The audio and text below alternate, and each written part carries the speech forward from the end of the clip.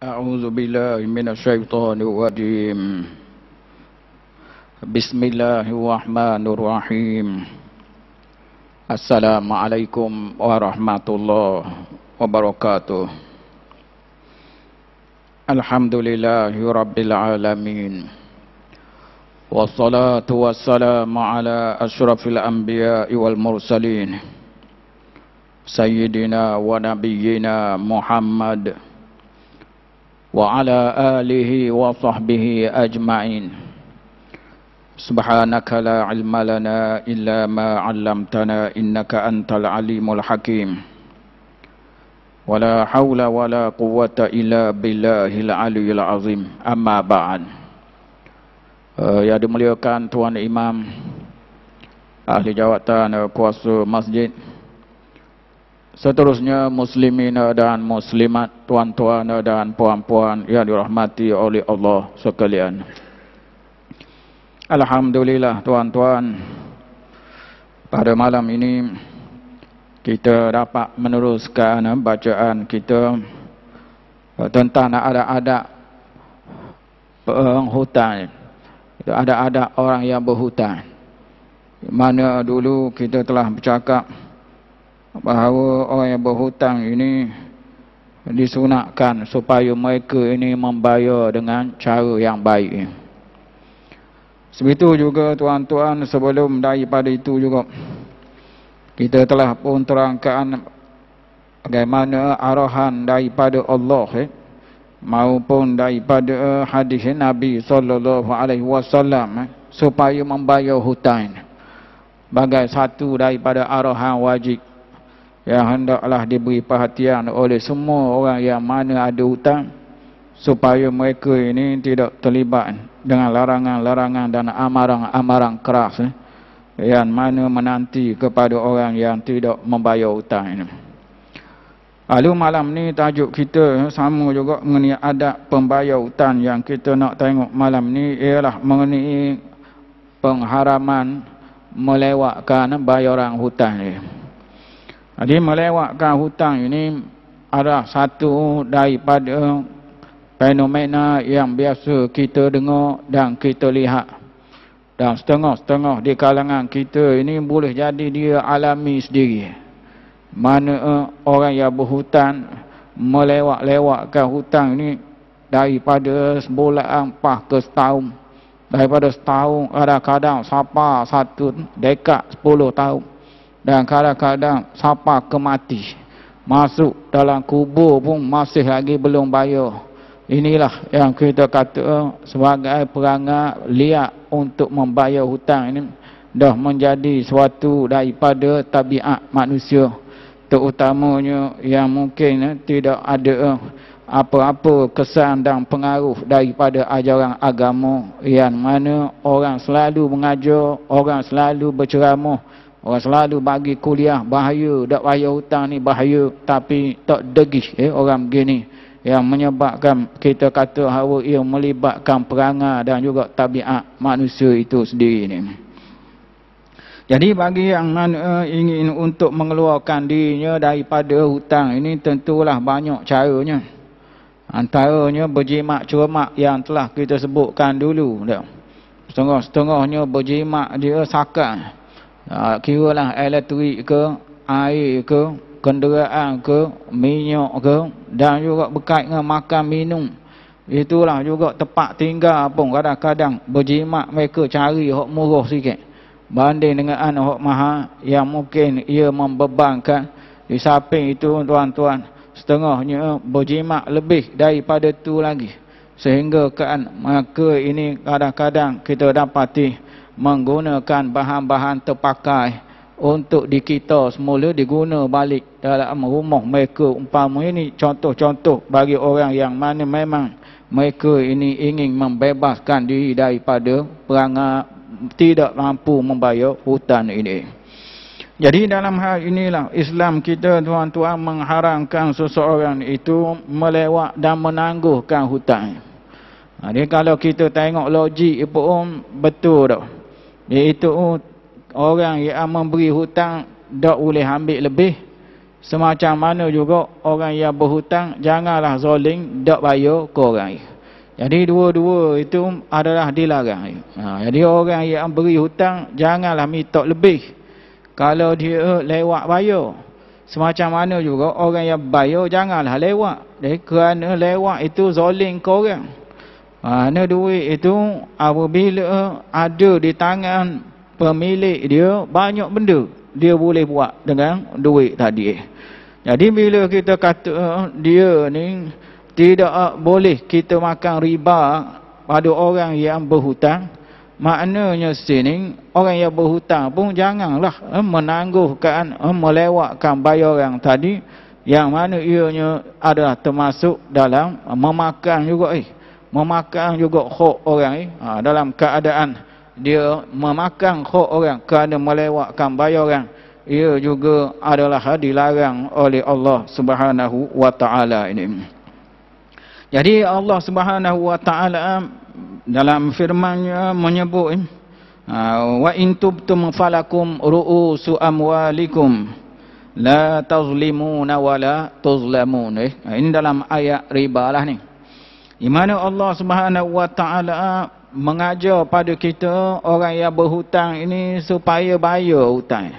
Wajib bayar. Daripada mana kita faham ayat yang suruh bayar ni?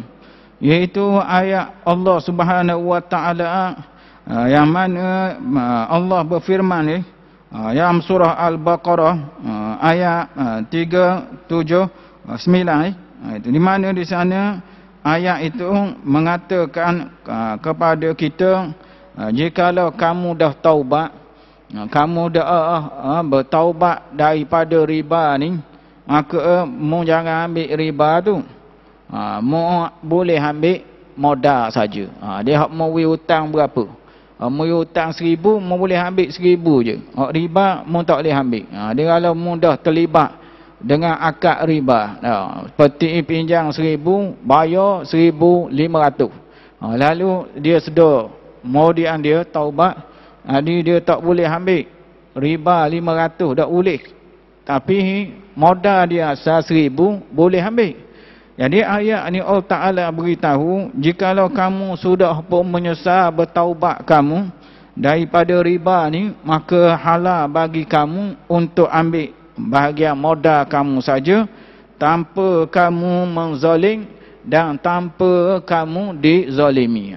Mana mung dak buat jahat ke orang, orang pun dak buat jahat ke mu. Jadi daripada mana kita faham di sini wajib bayar?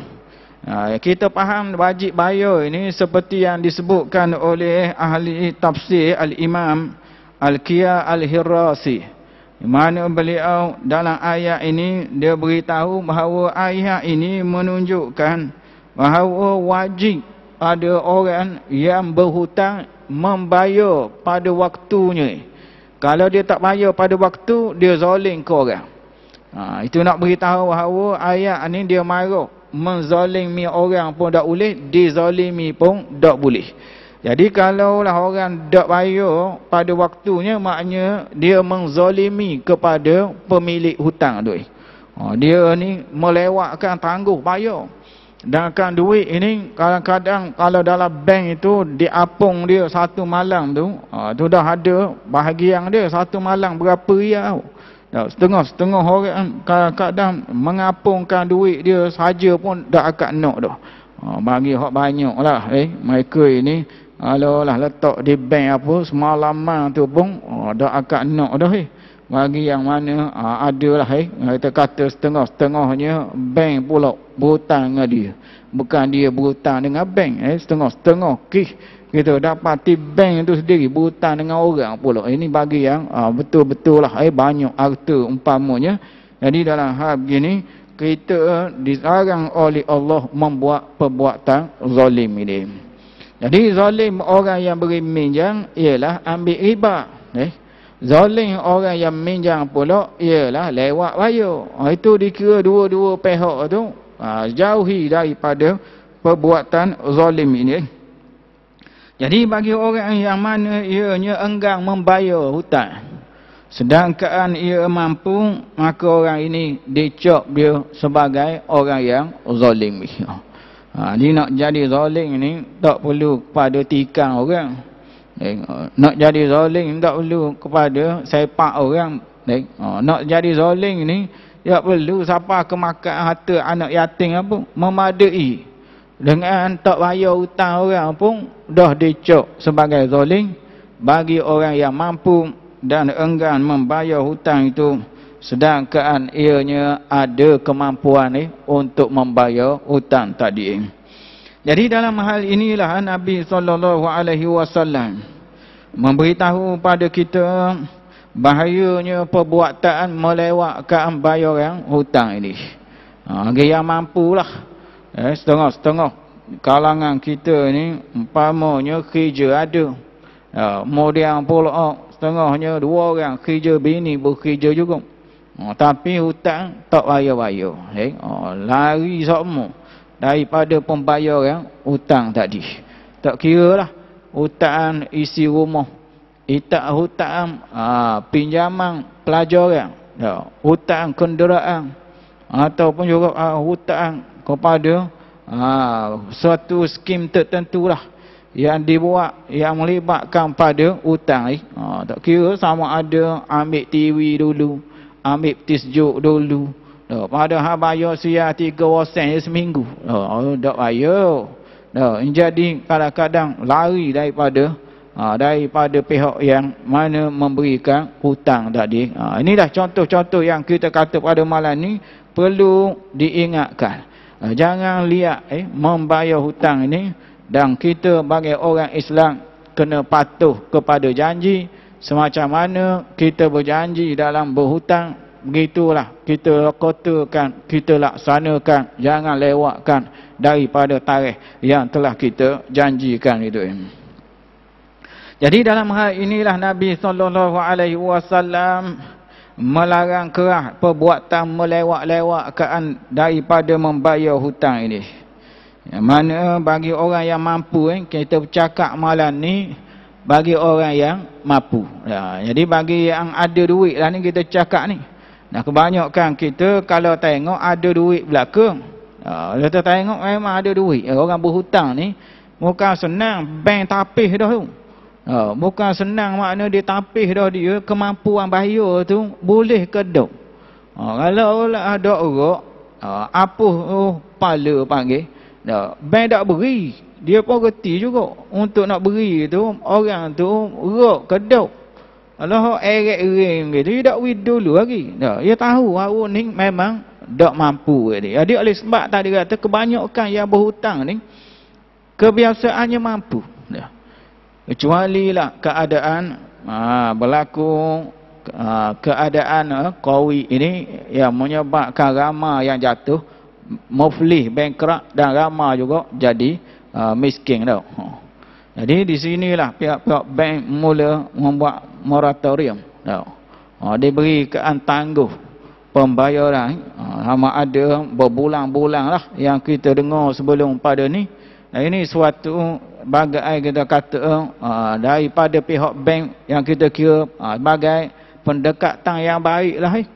Memandangkan selama ini mereka ada pembayar yang setia. Apa salahnya kali ini bank berkorban lah. Bukannya banyak sangat, kadang-kadang 6 bulan, kadang-kadang 8 bulan, minta pula jadi setahun. Umpamanya memandangkan keadaan sekarang adalah keadaan susah. Suka ramai yang tak bekerja, jadi gelandangan pun ada juga. Wak mana di pecat pun ada, wak mana kerja ada, potong gaji pun ada juga. Wak mana pula keadaan tak boleh nak pergi kerja pun ada juga, melibatkan pada tempat-tempat yang diisytiharkan terkena wabak penyakit tadi. Jadi dalam hal-hal seginilah kemanusiaan ini adalah suatu daripada perkara yang sangat-sangat penting dalam kedudukan sekarang ini.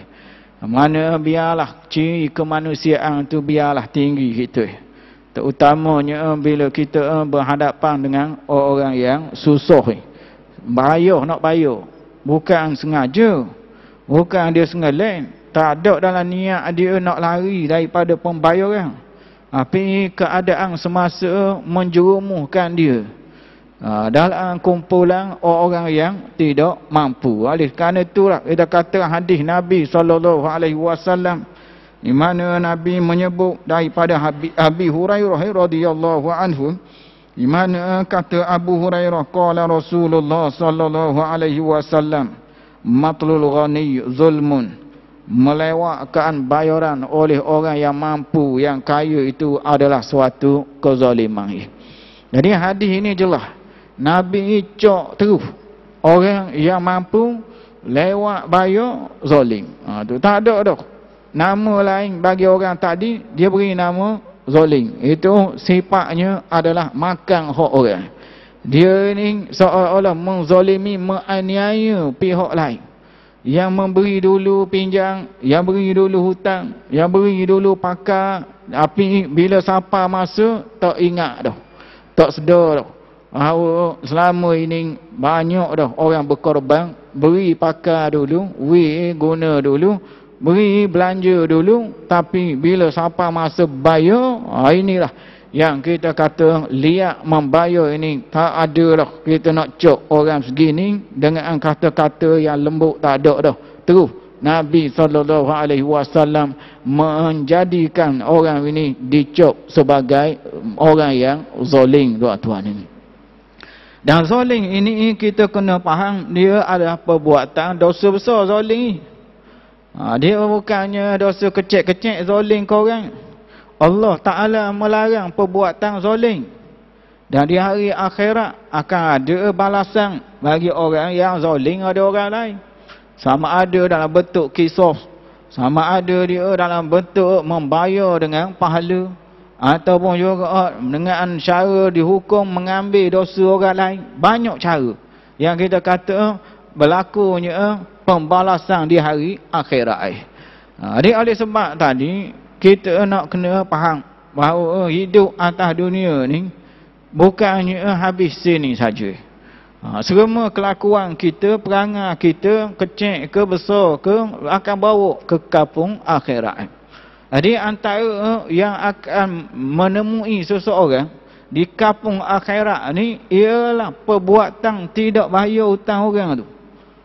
Walaupun dia mampu, lalu orang begini dia akan menemui balasan sebagai orang yang zalim terhadap saudara dia di dunia ini, yang mana perbuatan ini kata Syekh Al-Hafiz Ibn Hajar dalam membuat syarah kepada hadis tadi, dia mengatakan bahawa makna hadis ini haram kepada orang yang mampu, orang yang kaya melewatkan bayaran hutangnya selepas siapa waktunya, berbeza dengan orang yang tidak mampu. Dia tidak mampu, tidak masuk dalam hadis yang Nabi cok zalim tadi. Jadi kita cakap ni hak mampu. Yang setengah-setengah orang, kalau kita tengok kereta 2-3 uti, 2-3 uti kereta tu, tapi hutang tak bayar. Patutnya kereta dia sutir je. Hak nak pakai le, bawa dalam hujan, orang nak ngarung air, ni nak buat pergi kerja, patut sutir dah. Kereta 2-3 utik kita kata dah hutang tak bayar. Ini contoh kita kata mampu tapi menzalimi orang lain. Begitulah juga rumah, kita tengok dengan kemampuan rumah tu, tidak mudah sabar, tak ada duit dia. Maknanya orang curi tengok tahu lalu dah piti ada ke tak. Setengah-setengah pihak yang kita kata banyak membuat rancang kerja-kerja jahat ni, tengok rumah juga. Tengok rumah juga, rumah anggaran boleh panggil makan cekok rumah yang mana dikira ada benda. Begitu orang curi pergi. Sama dengan syaitan juga. Syaitan ni kalau orang yang tidak beriman, dia tak kacau. Jadi yang waswah dalam mayang ni, yang mari selalu sangat kacau ni orang beriman. Kerana ada benda dalam hati dia. Ini disebutkan oleh Imam Nawawi bahawa waswah yang datang dalam semayang ini sebenarnya ada kerana ada benda dalam hati orang mukmin, menandakan ia orang yang beriman ini.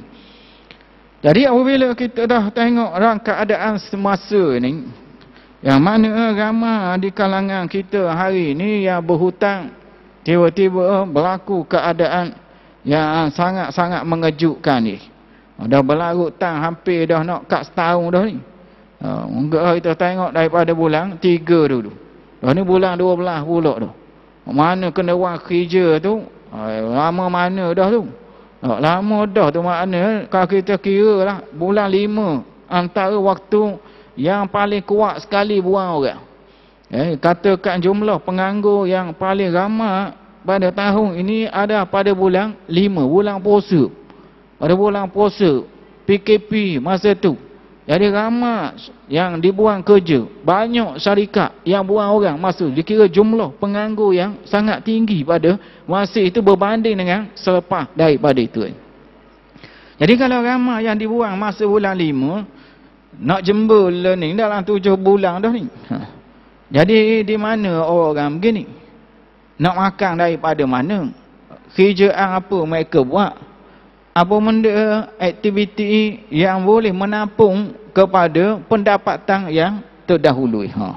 Inilah yang mana kita kata pihak keuangan memberikan moratorium dan boleh jadi mereka membuat balik semokan pada waktu bayaran. Mungkin boleh dilihat mana dipanjangkan masa, direndahkan bayaran. Ini adalah antara langkah-langkah yang kita kata boleh dibuat. Keadaan yang mana penuh menimpa 1998 dulu 88 keadaan penuh berlaku pada masa dulu kan yang kita kata penuh terjadi pada waktu itu. Bagaimana ramai orang kena buang kerja, ramai pula hak mana keluar daripada kerja kerajaan, kerja sendiri, hak jual pun ada. Ini masa negara ramai kalau kita tengok dulu krisis ekonomi yang pernah berlaku di negara kita, di Eropah utamanya, menyebabkan keadaan susah rata-rata. Boleh tengok bagaimana ianya seolah-olah kembali pula sekali lagi. Kali ini dalam keadaan yang kita kata tidak menentu, keadaan yang belum dapat dipastikan apa nak berlaku selepas daripada ini. Jadi apabila kita dah faham dah pada malam ini melalui hadis Abu Hurairah radhiyallahu anhu, bahawa perbuatan melewatkan bayar orang yang mampu walau sehari pun zalim selalu dah. Dan hendaklah dielakkan sama sekali kita ni jadi orang zalim. Kerana Tuhan bukan saja ia marah jadi orang zalim. Kita cenderung sokong orang zalim pun tidak uji. Wala tarkanu ila allazi nazalamu fatamassakumun nar. Jangan mun cenderung, jangan mun jadi penyokong, jangan mun jadi pengikut, jangan mun jadi saing kepada orang yang zalim, kerana kamu turut disentuh oleh api neraka. Nak kawal bahawa zalim bukan tunggu sepak orang tikam orang. Tak bayar hutang orang pun zalim. Biar jelas pada malam ni dalam kepala kita semua kali, biar tahu bahawa mainan hutang ni bukan mainan mudah. Ada setengah-setengah orang di kalangan kita ni dalam bab hutang buat ambil ringan. Bagi dia hutang keliling pinggang. 5-6 tepat dia hutang. Dia ingat mainan hutang ni tak ada Allah bagai satu hiburan pula setengahnya. Nak apa benda hutang. Nak pada mewah sikit hutang. Kambuh situ gali sini pula. Pas gali situ kambuh situ pula. Ini setengah-setengah hidup dia siang malangnya seolah-olah bermain dengan hutang. Lopak situ model pula, boboh pula. Bagai batu kat lain pula. Locak pula atas batu tu. Model cari kat lain pula. Sehingga kan hidup anak tu membesar dalam keadaan dikejar oleh pemberi hutang aja. Sampai tahap tu setengahnya kita kata budak tu membesar dia dalam suasana kena kejar semua. Pindah rumah semua. Alah tidur dalam kereta, tak ada umur. Kerana nak lari daripada pengutik hutang. Ini semua ni kita kata apabila kita terlalu bermewah, terlalu ambil ringan dengan hutang, silap-silap hari bulan dia cok kita sebagai orang yang zalim kerana melewat-lewatkan bayaran sedangkan kita mampu untuk menunaikan bayaran tadi. Jadi apa yang boleh kita dapat daripada hadis Nabi SAW tadi? Kita dapat faham di sini bagaimana para ulama kita mengatakan bahawa orang yang lewat membayar, tangguh bayar sedangkan mampu, orang begini bertukar menjadi fasik dia. Menjadi fasik. Bila sebut fasik ini maknanya ada melakukan kesalahan dan dosa. Sama ada dengan orang atau dengan Allah Ta'ala. Jadi fasik ini dia banyak keistimewaan yang ditarik oleh agama kita kalau jadi fasik ini. Jadi jangan ingat fasik ini suatu kebanggaan. Setengah orang fasik ini jadi kebanggaan pula. Jadi kita kata ingat baik, fasik ini dalam agama kita ditarik keistimewaan, kelebihan. Orang yang adil dapat keistimewaan yang banyak.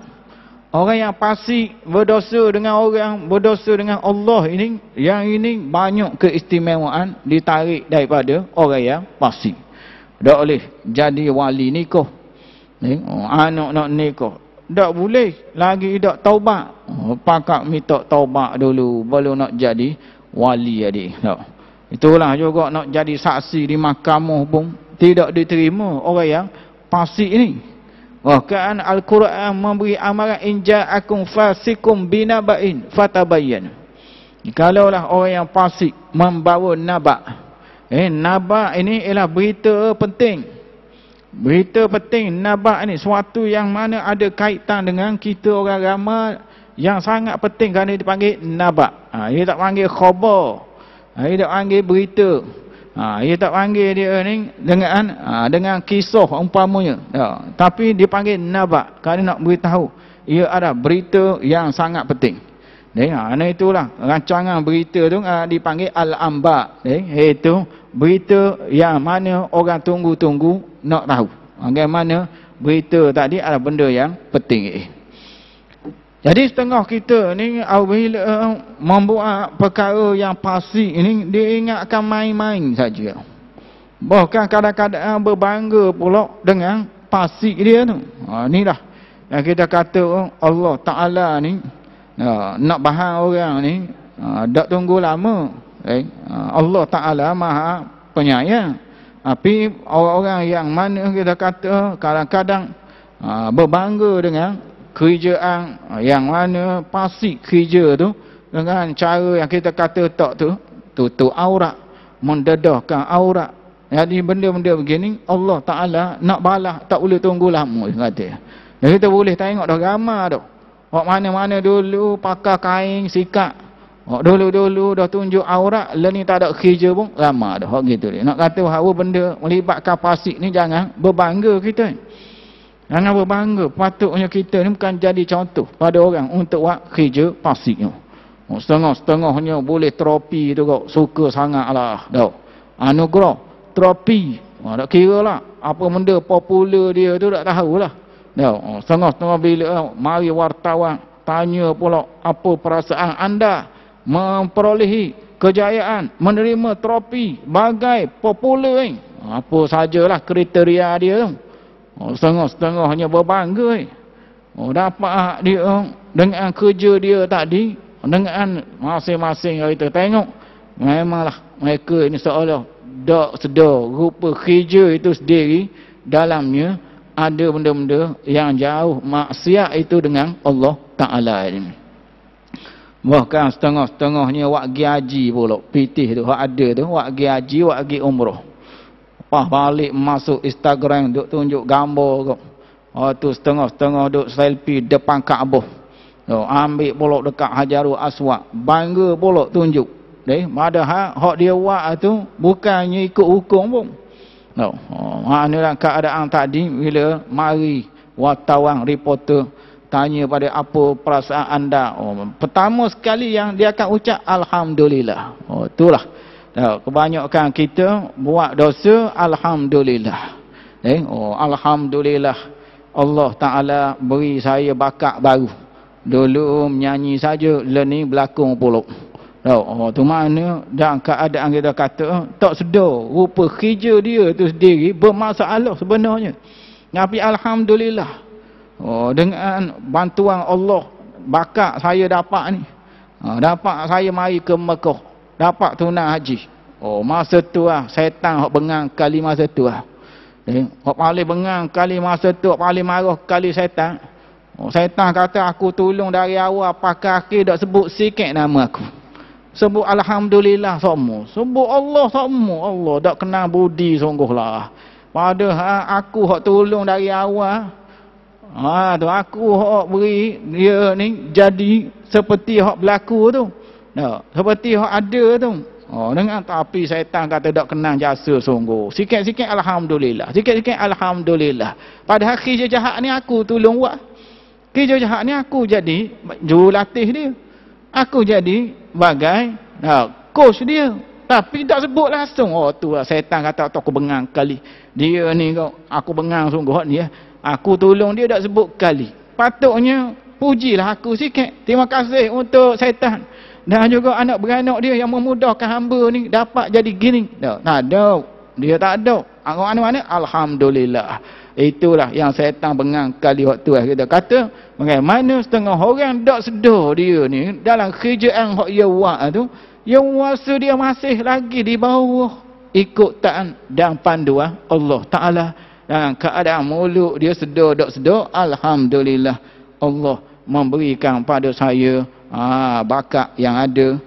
Pulak muka hok lawa, kemudian body pulak orang tengok pulak habis cacat rambut tengok, kejut tengok dengan apa yang ada. Kemudian pulak tu hawi di sebalik tu pulak kemahiran lain dia kata yang menyebabkan kita ni dapat sapa ke tahap ni dengan trofi yang kita dapat ini. Kita kata duduk dalam keadaan tak sedar orang begini bahaya tuan-tuan, kerana kita kata Allah Ta'ala nak ambil ini tak kira waktu dan dia boleh berlaku tanpa kita sempat buat jadual untuk bertaubat dia. Jadi apabila kita sebutkan kerja tak bayar, hutang orang ni dia jadi pasik. Jadi bila jadi pasik ini, perbuatan ini adakah berlaku dia dengan sekali tak bayar ke perlu 10 kali baru jadi sebagai pasik? Ini satu persoalan juga. Ini suatu masalah juga yang dibincangkan oleh para ulama kita. Adakah orang tak bayar kali jadi pasik terus dah? Ke biar dia tu kaki tak bayar daripada dulu orang kenal dah. Kalau bak tak bayar, inilah kaki dia. Adakah kena tak bayar kerek, tak bayar berulang kali baru jadi pasik? Ke perlu sekali tak bayar pun jadi zalim dah, jadi pasik dah, menyebabkan orang ni kita kata duduk dalam keadaan murka Allah Subhanahu wa Ta'ala dia. Jadi daripada apa yang kita lihat tulisan para ulama kita, antaranya Al-Imam An-Nawawi. Al-Imam An-Nawawi dia mengatakan bahawa dalam masalah ini untuk nak menjadi pasik ini tidak diterima penyaksian di mahkamah ni. Orang begini dia kata nak berulang-ulang kali tak bayar barulah jadi pasik. Itu pandangan Imam An-Nawawi dalam masalah ini. Jadi kesemua ulama bersepakat mengatakan orang tak bayar ni duduk dalam kumpulan puak pasik. Cuma mereka khilaf, adakah kerek tak bayar baru jadi pasik ke sekali tak bayar jadi pasik dah.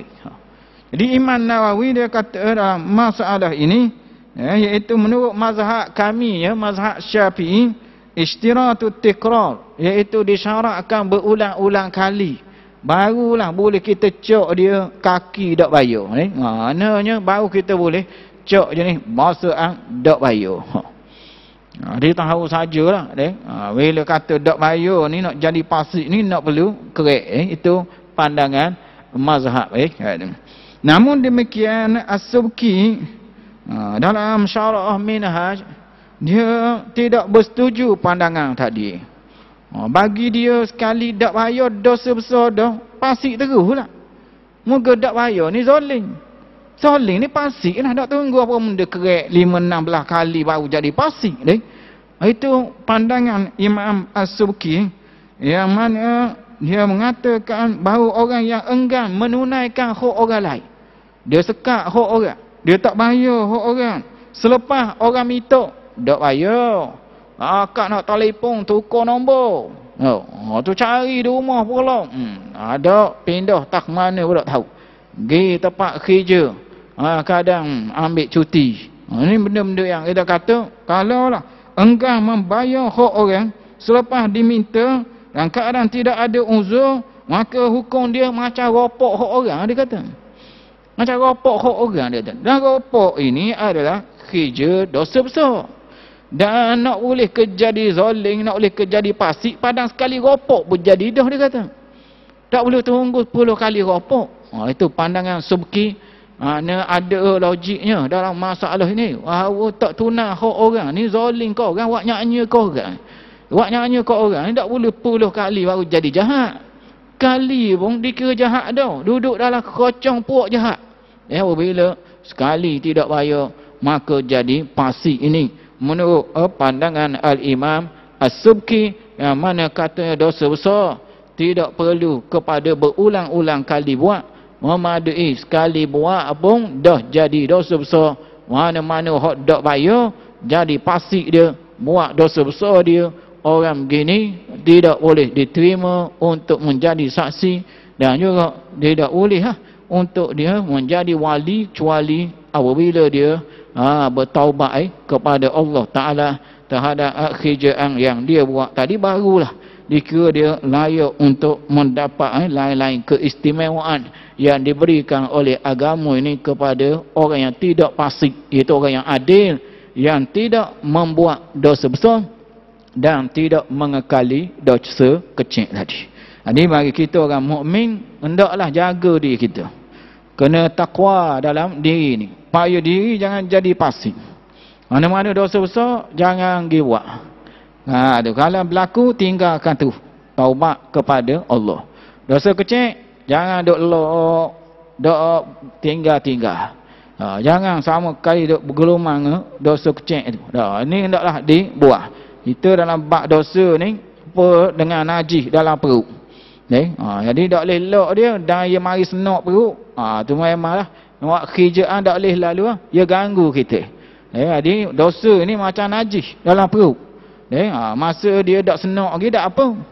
Dan dia baruk duduk dalam perut, nak kena buang, masa tu mu tahu sajalah. Kalau pintu tandas tutup pecah kerana nak terabui, nak keluar ni. Gitulah orang yang banyak dosa dia dengan Allah Ta'ala, maka perbuatan dia pun tidak teratur. Menyebabkan jadi tok laki yang ganah. Menyebabkan dia ni jadi kawan di jabat, kawan yang nipu. Menyebabkan dia ni kalaulah jadi pemimpin yang lebong. Kalaulah dia jadi sebagai orang suruhan, khianat kepada suruhan. Kalaulah dia ni jadi bini orang, dia curang pada rumah tangga dia. Kalaulah dia jadi anak orang, dia jadi anak derhaka. Kerana masalah dosa ni bila berada dalam body, dia akan menjadi paruh, menyebabkan orang tu kehidupannya tidak teratur, tersusun semacam mana orang yang normal, yang mana mereka ini boleh susun, boleh ejah ikut suka hati dia. Jadi oleh sebab inilah malam ni untuk tajuk kita ini masing-masing hendaklah kita beri perhatian supaya jangan lewat, walau sehari pun jangan lewat. Janganlah buat perangai, ada apalah hari Ahad ni baru kita bayar. Dah setengahnya tu. Padahal tarikh hari ni dah. Tapi hari Ahad ni yang kita bayar. Tak apa, dia ngaku tu adik-adik lah. Bawa sikit je adik-adik kandung. Dia tak bayar 3-4 hari tak apa. Dia buat pandai ke dia. Kadang-kadang kita kata zalim tadi tak perlu tunggu saing tak saing. Bila kita dah janji, bila dah melibatkan pada hutang orang, hendaklah ditunaikan. Jangan aja makan hak orang. Janganlah jadi kita orang gatal, suka sangat untuk mengambil hak orang, kerik hak orang. Semua ini boleh mengundang masalah, terutamanya bila kita mati dan nak bayar. Maka masa itulah barulah kita tahu periknya bahawa hutang ni jika tak bayar, dilewatkan dia, menyebab kadang-kadang hilang kabur, tak ada tulis, tak ada saksi, dan boleh menyebabkan gelap masa depan kita balik kepada Allah Subhanahu wa Ta'ala. Jadi bersama-samalah kita jaga hal-hal sebegini supaya jangan sama sekali kita ini menjadi orang yang melewat-lewatkan bayar hutang, lalu dengan sebab tadi tergolong kita dalam dosa yang besar, dan juga kita ini menjadi fasik dengan sebab tidak bayar hutang orang. Itulah dulu pada malam ni. Wassallallahu ala sayyidina Muhammad wa ala alihi wa sahbihi wasallam. Wassalamualaikum warahmatullahi wabarakatuh.